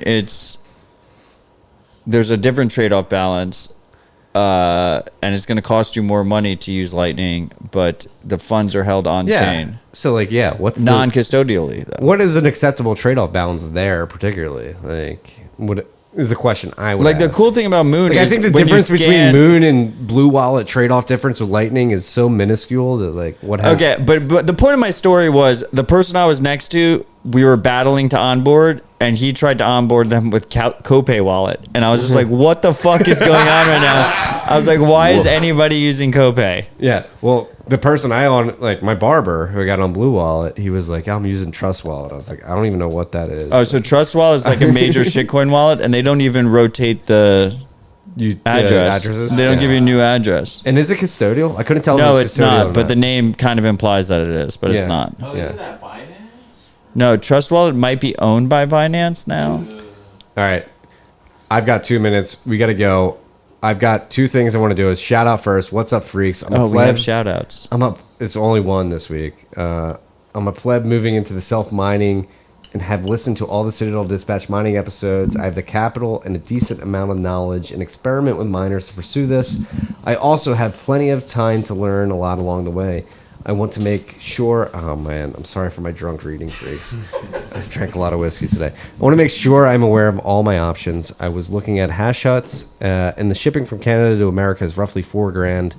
The product looks like it is a great quality, but I wanted to see if you had any advice on other Bitcoin mining container companies, preferably in America. My concern is running into ClearNet websites that are scams for miners and mining containers, and I don't want my funds stolen. Additionally, for bulk miner purchases to fill my container, is Kaboom Racks a good way to go? Do you have any additional websites or resources that can help with my journey?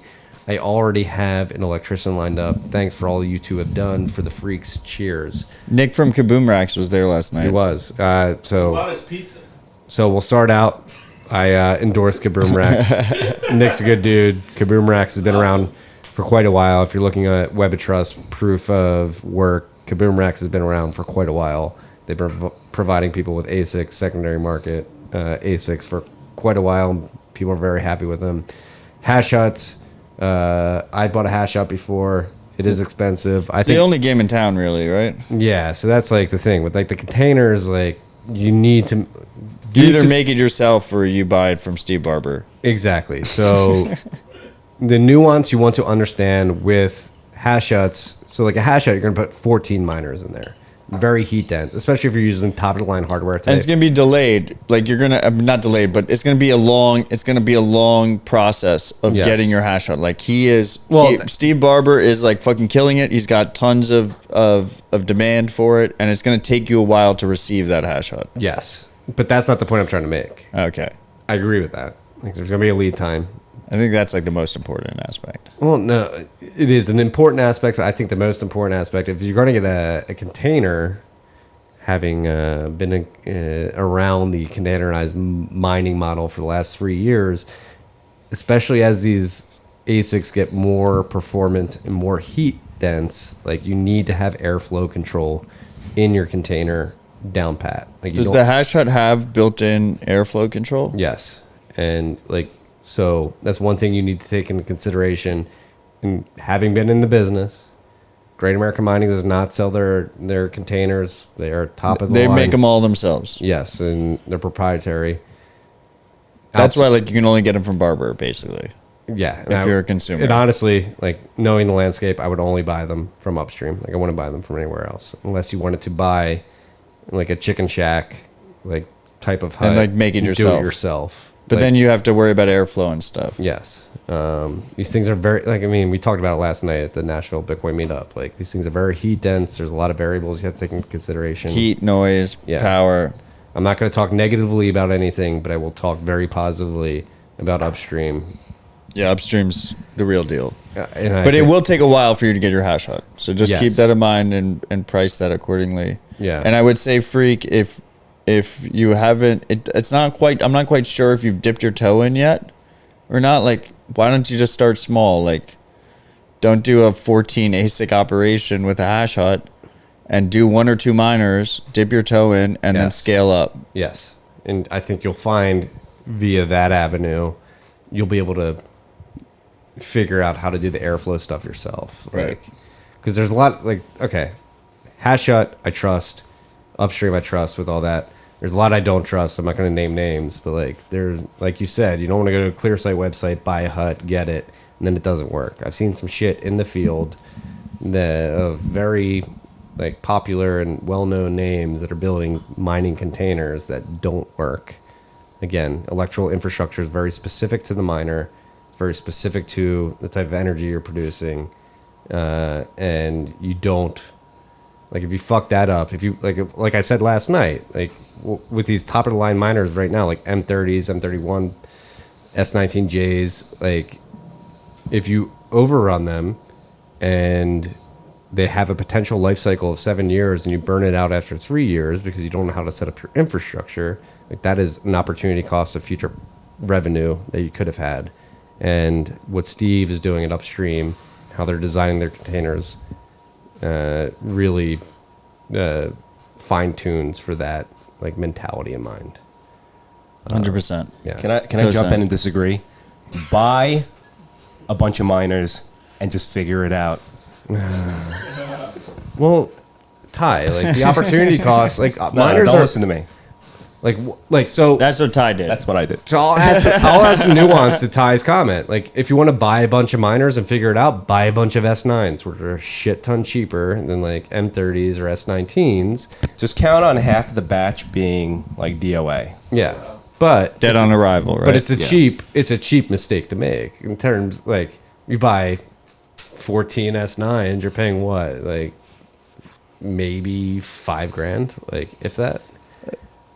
Like if you're buying 14 M30s, you're paying $150,000. Like it's a much cheaper mistake. And like I would caution an error on the side of making cheaper mistakes than more expensive mistakes. I know. Yeah. I just wanted to be the contrarian. So, Marty, you have to get to the airport, right? Yes. Before we just end, can we just do a final thoughts? Because we have so many people here. Can I just give Yassine the mic for final thoughts? Yes, sir. Yassine, thank you for joining us. Do you have final thoughts? I do have final thoughts, but this will be about rabbit hole recap specifically. Marty, I think I was on your podcast almost 3 years ago, and that was when I was 6 months in the job, and you so humbly invited me. You had under 10K followers, by the way, on Twitter. I remember when you had hit 10K, it was like a very big deal. And I just want to thank you guys for everything that you're doing. And I'm not just saying that. You're an extremely positive force for Bitcoiners. I've learned a ton from you. Keep crushing it. It's an honor to be here. And thanks for everything that you do. Well, Yassine, the feeling is mutual. I fucking love that you are a friend of mine, and I've learned an extreme amount from you personally. We love you, brother. We appreciate you, and you do massive work in the space that most people do not realize. Ty, final thoughts. Final thoughts. Super bullish on Nashville. I think Austin can learn a thing or two from Nashville. I'm still moving to Austin, so don't get that mixed up. But I think the easiest Allegedly. thing to do, allegedly, is bars close at 2 in Austin. What is up with that? Close at 4 or later. In Nashville, bars don't close. They don't close. The bar I went to last night closed. So At what time? 2 a.m. No, definitely didn't. I was there. Fake news. The lights went on. I can show Oh, you. Tanguma told me it was 3 a.m. Might have been 3 a.m. They're doxing people. Well, I mean, you're just going to say lies. Michael, final thoughts. Yeah, first of all, it's an honor to be here. I grew up on TFTC and Rabbit Hole Recap, so awesome to be here. Other than that, in terms of what Ty said, we'll have to see. Tomorrow I'm going to be walking around Nashville and trying to figure out how receptive businesses here are to accepting Bitcoin. And I'll be directly comparing that to how receptive Austin business owners are. And we'll go from there. Ooh. Yeah, I mean, Three Forks, very nice steakhouse. They got a charity dinner on the Oshi app. They're accepting Bitcoin. Sounds like you're Over a free, Lightning. It sounds like you're a free agent right now. It's not a competition. Did you get Michael, we Nashville? appreciate you. But really, what I want to say, though, is everybody out there across the country listening to this, hey, walk into your local business, Across the world. look them in the eye, shake their hand, ask them if they would be willing to accept Bitcoin and go from there. It Get out works. there. It works. It works. Just works. start the conversation. You'd be surprised. Get out there, get off your ass, proof of work in your city. Fuck we yeah. got to do it. Fuck yeah. Car, final thought. Thank you, Oshi. Thank you, Michael. we love Oshi. Oshi's fantastic. It's my pleasure. I got it. You got a long drive ahead of you, sir. No, dude, the hospitality here. Jeez. Matt, Rod, Mills, everybody, dude. Jeez. Gosh. Marty, if we move to Nashville, We're I'm in, bro. Yeah, seriously, car. man. I'm staying in Austin. but Car, I'm I saying just it. moved my family cross country. I'm just saying, Making Marty, another- if we move, I'm in, bro. Marty was like, fuck, why did I hire this producer? Best decision we made at TFTC in a while. No, But, Car is a real one. It's been a I pleasure love to you meet guys. him. I love Matt. We love you too, brother. I met his wife. Everything. Yeah, it's just amazing. Yeah, it's Yeah. It's beautiful. yeah. We're I'm not making another cross country move with my family, but I am very happy with what is going on here in Nashville. I'm very proud of what I don't proud was the wrong word. I'm very happy with what's going on here. I'm proud of what we're doing. I'm proud of what we're doing. I'm here. excited. We're gonna TFTC in 2022 we're gonna take it to the next fucking level, and I'm very excited that Car's along for the ride, and I think Car's gonna help, supercharge us. And it's super. I'm super excited that I finally got to meet him in person for the first time. My final thought. And I love you all. I love you all too. My final thought was actually something I wanted to bring up on the list, but Russia and India are starting to do international. I'm just gonna throw this in the last final thought. International trade deals outside the purview of the U.S. dollar as a unit of account. This is a trend that has been going on for years. I think we're going to see it accelerate in 2022. But final thought, with all the love here, I love all y'all. Look what we did here, right here. This is fucking First- awesome. We need to do this more often. I like I the know. party rip. Yeah, that's why you We got should to just do fucking the move party to rip. Austin, dude. Congratulations, freaks. I'm happy to announce I'm moving to Austin. Let's go. All right, I literally have to get to the airport. in Stay the humble, next half stack hour. sats, motherfuckers. Love all y'all.